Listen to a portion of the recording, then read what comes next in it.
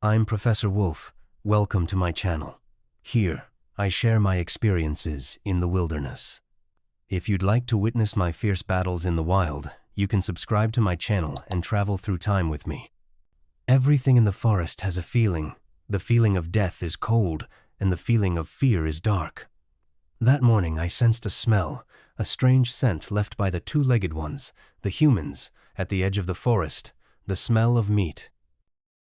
But it was too beautiful, too tempting. The young ones wanted to run toward those iron killers, the iron traps with their mouths watering. To them, it was a gift. To me, it was a cold snare hidden beneath the soil. As hunger clawed at their bellies, keeping them away from that invisible monster was harder than bringing down a deer. The boldest of the young ones, named Gray, was one of the reckless youths whose blood ran fast through his veins. The scent of blood filling his nose had driven him nearly mad.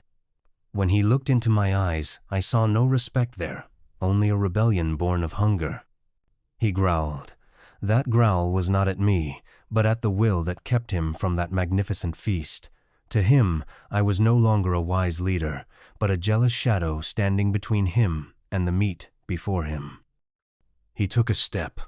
Toward the fresh pieces of meat scattered on the ground, he lunged as if running toward heaven. I did not block his path, nor did I bite him.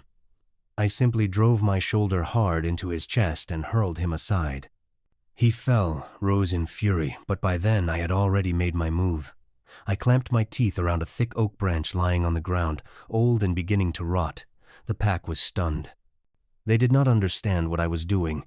Perhaps they thought I had gone mad. I hurled the branch onto the leaf, covered, innocent-looking mound where that inviting piece of meat lay. And in that moment, the forest's silence was shattered by a metallic sound. Those rusty iron jaws burst from beneath the soil and snapped shut like a crocodile's mouth. The thick oak branch I had thrown split cleanly in two, like a dry bone. The sound of the iron teeth locking together drowned out the growling of hungry bellies. Leaves flew into the air, and into that beautiful scent of meat mixed the cold, lethal smell of rusted iron.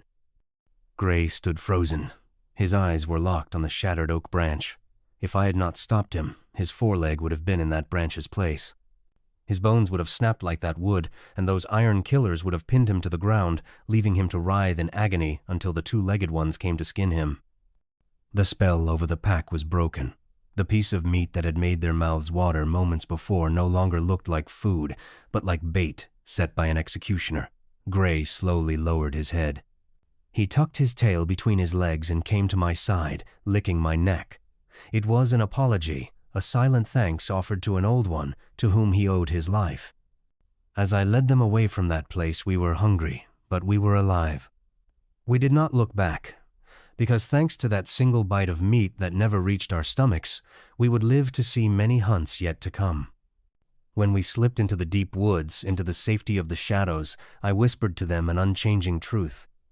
Every bite that comes without effort hides a trap within it, for free meat is found only in a snare.